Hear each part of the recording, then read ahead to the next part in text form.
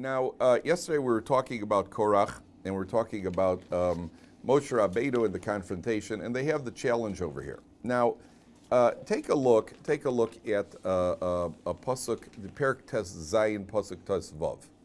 Perek Tes Zayin pasuk Tes Vav. Moshe Rabbeinu comes along. It's on page 824. Right. So yesterday we were talking about how Dasan and Aviram, they reject Moshe Rabbeinu's advances, and they think Moshe Rabbeinu is trying to bribe them, and Moshe Rabbeinu is simply offering to make peace with them, and they don't accept his advances. So take a look at page 824, second line from the top. Vayichar leMoshe ma'od. Moshe is very aggravated by this now, because you realize that's the last straw. Vayomer el Hashem, he says to God, Al teifen el minchasam, please do not turn to their offering. Lo chamorech me'eched meham nosasi, I never took one donkey from them.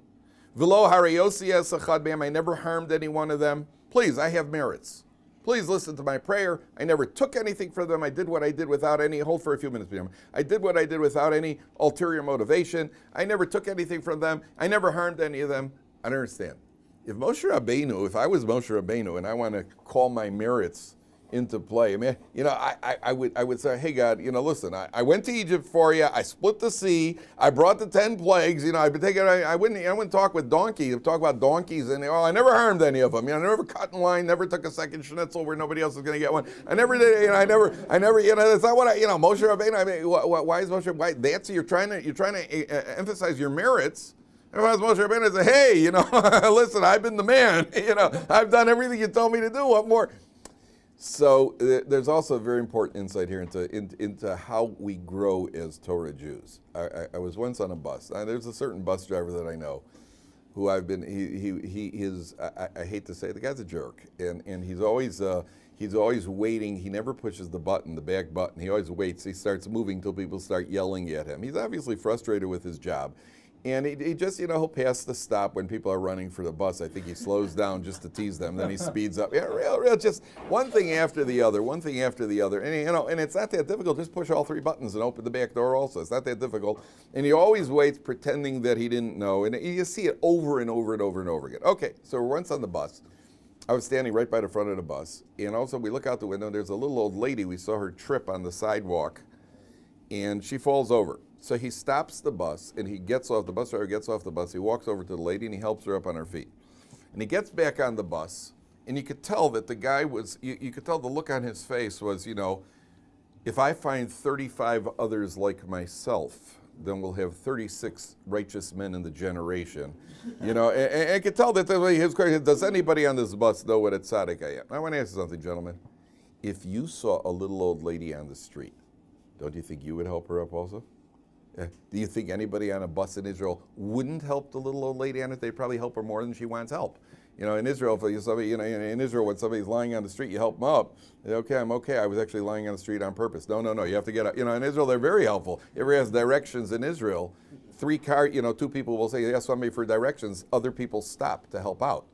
And then you could walk away, and they're still arguing about what the best way to get there is. They're still arguing about what the best. I was once on a bus with a guy. The guy was in Israel for a short time, and we're on the bus, and an argument breaks out on the bus about something or other, and some woman's yelling at the driver's yelling at the woman. Finally, she gets off the bus, and the guy turns to me and says, "Are they still arguing about that woman who got off 10 minutes ago?"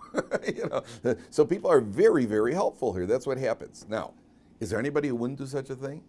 Yet this guy clearly, I'm only using him as an example, but he sees, wow, you say, what a righteous man.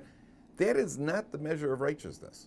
The measure of righteousness is not in the big things. The big things we would all do. If you saw a guy drowning in the river, you would grab a branch and you would help him. Who wouldn't do that? The measure of a person is the little things. Do you treat your wife properly? Well, that's a big thing. Sorry. The measure of a person is, are you courteous to other people? Are you inconsiderate? Do you put on your tefillin every day? It's the little things. The guy comes along and says, well, listen, I do big things. No. That's not what the big things. We all do the big things. They don't come up that often. And if you saw a little old lady on the street, you would help him and I would help. You would help her and I would help her. The real measure is, how are you in the little things? Do you cut people off in line? Do you interrupt people when they're talking? Are you polite? Do you make brachas? Do you bench? That's what Moshe Rabbeinu is saying. You know who I really am? 10 plagues, splitting the sea. Okay, that's not the real individual. In Moshe Rabbeinu's case, it happens to be. But in our case, that's not who you are. You are, how do you define yourself as a person? How do you define who you are as a person? So I'll give you an example. The Gemara says like this. The Romans made an edict. Do you ever hear on Yom Kippur, we read about the 10 martyrs? Remember on Yom Kippur, in the middle of the Musaf, we read about the 10 martyrs who were tortured to death by the Romans. Among them was Rabbi Akiva, who was raked to death, and Rabbi Shimon ben Gamliel had his head chopped off, and Rabbi Shmuel Kohen Gadol, who they pulled the skin off his face. And one of the people there was Rabbi Chanina ben Teradion. Rabbi Chanina ben Teradion, they wrapped a Torah scroll around him and burned him alive in the Torah scroll. So Rabbi Chanina ben Teradion, there was a Roman edict not to study Torah. And Rabbi Chanina ben Teradion was teaching Torah in public in open defiance of the Roman edict. So one day he came across Rabbi Yossi. Rabbi Yossi said to him, I heard you're teaching Torah in public. And I'd be very surprised if the Romans don't catch you and torture you to death. So, you know, and there was some dispute whether or not he should be teaching Torah in public, but he said to him, listen, you're doing it, but you realize that there's a Roman edict, you're going to be in trouble. So he said to him, do I have a portion? What's my station in the world to come? So Rabbi Yossi said to him, well, tell me what you do. Give me an example of your behavior. Rabbi Chanina says, well, one time my money on Purim that I had set aside for my Purim feast, I got that money mixed up and I actually gave that money to tzedakah, and I never reimbursed myself from my tzedakah fund. In other words, I gave away some money for tzedakah, which I didn't have earmarked for tzedakah. I had it earmarked for my personal feast. And let's say whatever it was, $50, and I never took $50 off of my tzedakah, my tzedakah cheshbon, my tzedakah calculation. You know, I left it. I said, okay, so tzedakah had it. Now let me ask you a question, gentlemen. If you were Rabbi Chanina and Rabbi Yossi were to ask you, give me an example of something you've done, what would you use as an example? I've defied the Roman edict to not learn Torah, and I've taught Torah in public at great personal risk. That versus, well, I once gave an extra $50 to tzedakah. I mean, tzedakah is always good. Which do you think is a greater merit? Which do you think is a greater merit? You know, you defied the Romans, you gave up your life for it. So the commentaries over there explain the Gemara. You know why he answered that? Why did you choose that? And again, because when you say the bigger things, you don't take into account the smaller things, which means you do it more often. Correct. It's a correct. Into account the smaller things, that means you're being cheap with your mitzvahs. Okay, so he's using the smaller things as an example because your station in the world to come is determined by who you are. Who are you? You are not the big dramatic things. You are the consistent little things. That's who you are. That's what he's telling him. So, for example, the Rambam says if you have $1,000, should you give $1,000 to one poor man or $1 to 1,000 poor people? $1. You give $1 to 1,000 poor people because that makes you into a giver. $1,000, yeah, you know, you happen to see the NBA Finals, you're happy Cleveland lost, the guy now happens to knock on your door collecting for your yeshiva, yeah, you know, I'll give you 100, you know, as LeBron, I'll give you 1,000, you know, and you give it off, you give it off. No, that's because you're in a good mood, that's a spontaneous emotional reaction. It's great, and always give away money, but who are you really? Who are you really? What you really are those small actions, okay? That's why Moshe used that example. Now, continue on, and Moshe Rabbeinu then issues a warning. Take a look. We're going to pick it up now from Pasuk 23 at the bottom of Eitor. We're going to read a few psukim now. Vaydaber Hashem al Moshe Leibor. It's about 7 lines from the bottom on page 824. Vaydaber Hashem al Moshe Leibor. Daber el kol el ha'ida leimor. Tell the congregation, Hey olu misaviv lemishkan Korach Dasan v'Aviram. Tell the people to scatter away, to move away from the dwelling of Korach, Dasan, and Aviram. Vayaka Moshe vayelch al Dasan v'Aviram vayelchu acharav ziknei Yisrael. So Moshe goes to confront Dasan and Aviram, and the elders of Yisrael follow him. Vayadaber el ha'edan. This is bad news, gentlemen. Moshe Rabbeinu then turns to the people and he says, Vayadaber el ha'edan lemor suru na me'al oholei ha'anoshim ha'arshoim ela. Move away from the dwellings of these evil people. V'al tigu b'chol asher lahem. Don't touch any of their stuff. Penti safu b'chol chatosam, lest you die, lest you get it, along with their sins. Now, if I was Dasan and Avir at this point, I think I'd start getting nervous, because you know this Moshe Rabbeinu's got a pretty good track record. So far, he's 11 for 11. They're loving. He said the plagues are coming, and they came. He said the sea's going to split, it split, and he said the mun's going to fall, and it fell. Now he's saying these guys are going to die. He's on a streak over here. I'd be getting nervous. So, what do the people do? Vayeyolu me'al mishkan Korach dasan v'avrim mesaviv, v'dasan v'aviram yatzu nitzavim pesach olev. Dasan v'aviram came out arrogantly. How does the article translate? They went out erect at the entrance of their tents. They're not intimidated. Unishem uvneim v'tapon, their wives, their sons, and their daughters. And then Moshe Rabbeinu says a line which I always find somewhat humorous. Vayomer Moshe bezos teidun ki Hashem shlachani lasos es kol ha'ma'aseh meila. I'm going to give you a sign to know that Hashem has indeed sent me. I didn't make all these positions and all these appointments were not on my own initiative. I have a sign for you that I am sent by God divinely. Ki lo mi libi, it didn't come from my heart. You know what the sign's going to be? Im kemos kol ha'adam yimusu elu. If these people die a natural death, ufkudas kol ha'adam yipoked aleim, and the destiny, good word, the destiny of all men comes to them. If they drop dead right here from a heart attack, lo Hashem shlachani, Hashem didn't send me. You're right, my bad. I always find that, you're right, I'm wrong, guys. It's rather, you're right, I'm wrong. They're down on the floor dead. But what's the alternative? V'im bria yivra Hashem, but if Hashem creates something, upatzasa adama espia, if the earth opens its mouth, ubola osam es kol asher lehem, and it swallows all of them and everything they own, if that happens, the yardu chaim shola, and they go down into the depths alive, they get swallowed by v'yadatem ki niyatzu an Hashem el Hashem, then you'll know that Hashem, they've antagonized Hashem. Again, if you're Dasan and Aviram, the choices here aren't great. If they drop dead on the spot, well, sorry, you were right. You were right. Hashem didn't send me. And if they get swallowed up alive, then you'll know that Hashem sent me. What's going on here? What's going on here? I mean, if they drop dead on the spot, okay, so we know Hashem sent Moshe Rabbeinu. What is he really saying here? So this is also fundamental in Judaism, gentlemen. They're already guilty for starting trouble. You got a leader? You got a rabbi at a shul? Who told you to start trouble? Even if the rabbi's wrong. What, the rabbi's got to be perfect? The rabbi's always, just for rebelling, you're already wrong. Even if you're right, you're wrong. Heard a story, there's a guy, rabbi calls in a guy in the yeshiva, a regular yeshiva, he calls the guy, he says, Herschel, we're throwing you out of the yeshiva. We're expelling you from the yeshiva. He says, Rebbe, why? He says, because there are rumors, somebody told us that they saw you downtown, you were holding hands with a girl. He said, yeah, but Rebbe, it's not true. So the yeshiva says, what, it should be true also? Yeah. The fact that they're even saying it is bad. The fact that there's certain things in life where you're wrong, even if you're right. You'll see with kids that happens all the time. Two kids, she started with me, she started with me, he started with me, she started with me. You're both wrong. You're wrong for starting. You're wrong for responding. You're both wrong for lying, right? And I'm wrong for having anything to do with you. Everybody's wrong. So at the end of the day, the fact that there's a leader of a community's got to function. The leader, okay, you got a problem with it, why don't you go talk to him? Go talk to the rabbi at the shul. Rabbi, I don't understand why you decided that we need to build a new wing for the shul. Maybe we shouldn't do that. We don't even got the money for it right now. Okay, talk to the man.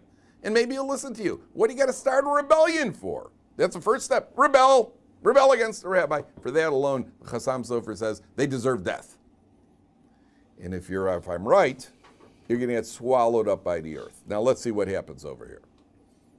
So, Vayehi kechalosa ledaber es kol advorim ha'ela, as soon as Moshe Rabbeinu finished speaking, Vatibaka ha'adam asher tachteim, the earth underneath them opened up.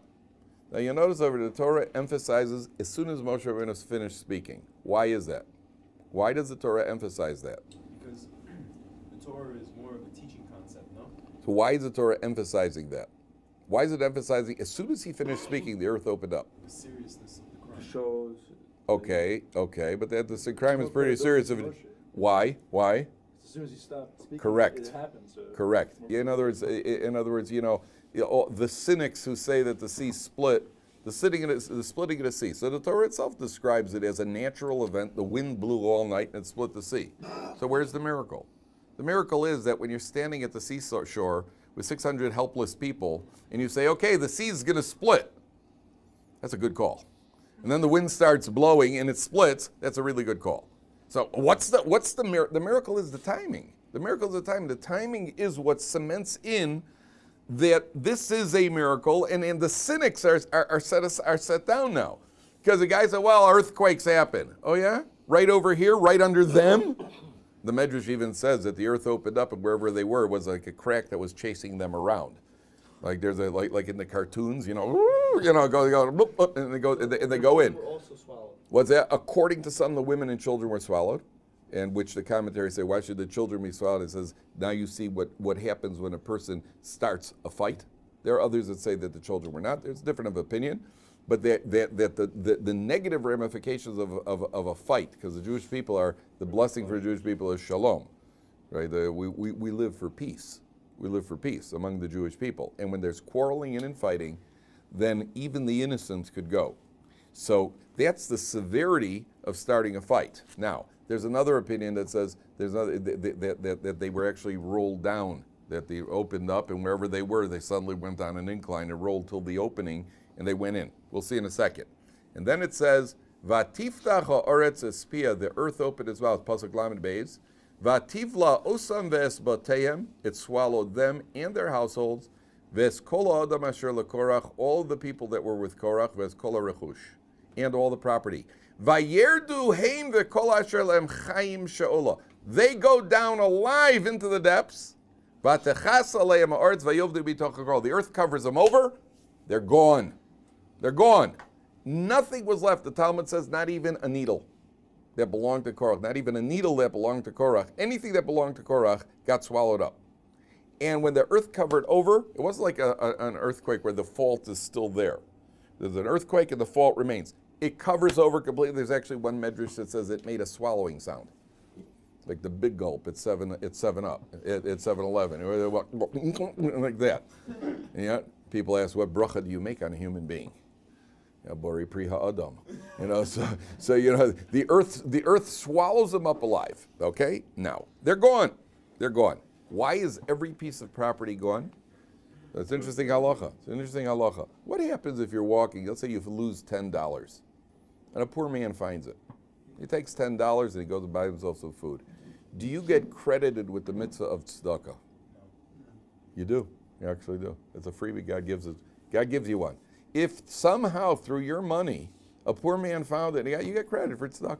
You get credit for tzedakah. You get an avera? What's that? You get an avera if he buys a beer? No. If he buys a beer, it's a mitzvah. But if he does, if he buys, it depends what number beer it is. But if he buys a guy does the avera you don't get. This is God gives us more on the side of merit, and you get the mitzvah. It's not your fault if you get if you give money. If a guy comes to you collecting tzedakah, and he deceives you, he collects money, he's a drug addict. Okay, that's not your fault. You give tzedakah because you give tzedakah. But a guy comes over with a rusty needle dangling out of his arm, he says, "Hey, buddy, I need to buy a Gemara," and you give him $10, and he goes back. Yeah, that's your fault. A little common sense. So that's your fault. So here, we're worried. God says, you know what? These people are losing everything. What happens if he has a needle that's left over? And the wife of a tzaddik takes the needle to sew up her husband's pants. So now Korach gets a merit that his equipment was used in a mitzvah. He gets nothing. We want it all gone. All gone. You have no merit left. Everything is erased. Now, the big question here becomes like this. At the end of the day, they get swallowed up in the earth. The big question here becomes, why was that the punishment? Why was that the punishment? Why is the punishment that they get swallowed up in the earth? Okay, the plain meaning is Korach opened his mouth. You open your mouth to start a rebellion. Remember we've said God pays back. You get what you create your own punishments. You open your mouth, so you get swallowed by the mouth. Right? That's how God works. Okay, that's certainly true. There are two other ideas here, both fundamentals in Judaism. Idea number one, there's a Mishnah in Pirkei Avos that says, you should daven for the welfare of the local government. Always daven for the welfare of the local government, that there should be a central government. Why? The Mishnah says, because if not for a central law and order system, ish esrei eyu chayim bala'u. People would swallow each other up alive. That's what the Mishnah in Pirkei Avos says. Take a look at it. Anytime there's a blackout in the United States, people swallow each other up alive. Where there's lawlessness, you go to some of the African countries. Where's that place where I forgot which country is in Africa.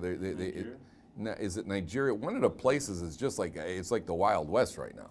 There's no guys running around with submachine guns. Everybody's fighting everybody. In Syria, everybody. There's law. There's no central government, no strength. So people swallow each other up alive. What's that? Sudan. Is it Sudan? They're just swallowing each other up alive. What did Korach want? I don't want you to be the leader. We don't need a leader. You don't need a leader. You want to do away with central government? Everybody will do their own thing. What are you going to end up with? You end up with chaos and anarchy. And people would swallow each other up alive. Korach, you would have caused the situation where people get swallowed alive. Therefore, your punishment is that you and yours are all swallowed up alive. That's the punishment for Korach, number one. Number two, why is it that Korach, why can't he just die? They bury him like anybody else. If let's say a guy committed a crime in Torah. A guy committed a crime and he committed adultery or he desecrated Shabbos, he worshipped idols. Let's say he's executed in Beis Din. They bury him. They know where his grave is. They bury him. Why is it that Korach is covered over completely and he's gone? Nothing, no memory of Korach. So one of the contemporary Bali Musar, one of the Musar giants, he points out Korach was consumed. We mentioned he's consumed by envy, consumed by jealousy. When you're jealous of somebody else, what does it mean you're doing? What are you really doing? You're taking yourself out of the picture. Whatever I have doesn't exist. It's only what you got that I want. I don't exist. You feel you've got nothing. You feel you've got nothing. Haman uses the words, Haman says, if that Jew Mordechai, everything, kol zeh eino shoveh, he says, nothing I have means anything as long as that Jew Mordechai doesn't bow down to me. He's so upset he's got nothing, absolutely nothing. So God's the proverbial father. Remember fathers always saying, you want to cry, I'll give you something to cry about. Right? God does that too. God, you want to kvetch? I'll give you something to kvetch about. God does that too. Oh, you want to not exist? You, Korach, are consumed by a feeling of not existing? I'll show you what it is to not exist. Gulp. And he gets swallowed up and he doesn't exist. There's no memory of Korach. That's where envy is coming from. I'm not here, I got nothing. You got everything. Brian Epstein left a suicide note. Remember Brian Epstein? The manager of the Beatles. He left a suicide note. I have everything, but I have nothing. I have everything, but I have nothing. That was a suicide note. Oh, you feel you got nothing? You feel you're jealous of other people? You feel you got nothing? I'll show you what it is to really feel nothing. And he gets swallowed up, and he doesn't exist. No semblance of Korach whatsoever. That's what the Torah is telling you. I'll just tell you, an interesting idea. The Gemara says, Rabbi Bar Bar Chana, it's a Gemara in Baba Basra if you want to look it up. Rabbi Bar Bar Chana was once traveling in the desert. Whether it's a metaphor or whether it's literal is discussed among the commentaries, but I'll just tell you what he says. He was once traveling in the desert and he saw an Arab. What are they called? Not a nomad, a Bedouin. So a Bedouin, some Arab Bedouin, and the desert Bedouin. And this Arab said to him, come, I'll show you where Korach and his people are swallowed up. So he goes over, he shows him two holes coming out of the ground. And there's smoke coming up out of these holes. And he takes a spear, and he takes a piece of wet, soaking cotton or wool, I don't remember which one it was, a clump of wool, I think it was, soaking wet, drenched. And he puts it on the end of the spear, and he sticks it into the hole, and he pulls it out, and it comes up singed. Singed, it's burnt. Wet wool doesn't burn easily. And it's singed in the hole, which means it's a bit warm down there. And he puts his ear to the hole, and he hears Korach and his people are yelling, Moshe emes v'toraso emes. Moshe is true, it is Torah true. V'anachnu badoim. We are the falsifiers. Okay, now, there's a minhag on Simchas Torah. Did you ever see the minhag on Simchas Torah where they dance with the Torah and they sing Moshe emes v'toraso emes, and everybody jumps up and down? You ever see that they even toss the kids up in the air? You know where that minhag comes from? It comes from this Gemara.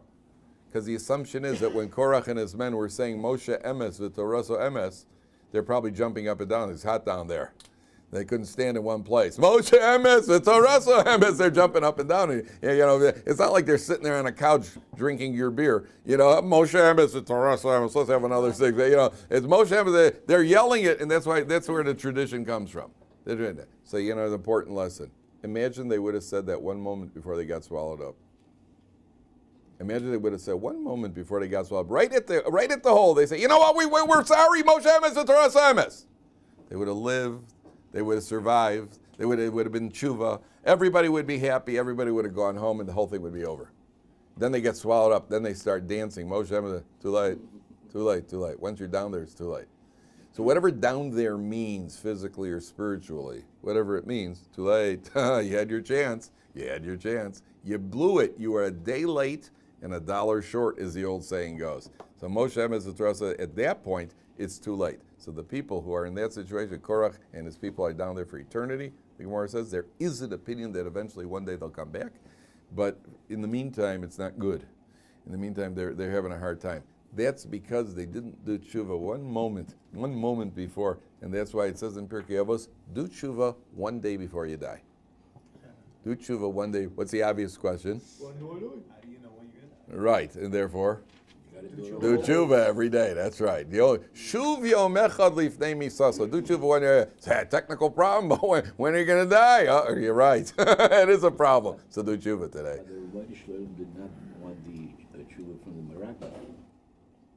Right. They could have, theoretically, they could have done tshuva. But theoretically, they could have done tshuva. But once you started the rebellion, and God only gives you a chance for so long. And sometimes God withholds the opportunity. You know, there's a famous cartoon, a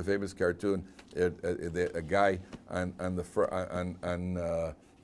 first day of Elul, you know, where Yom Kippur is a month later. So there's a guy who's holding a sign, big sign that says, "Repent now and beat the Yom Kippur rush."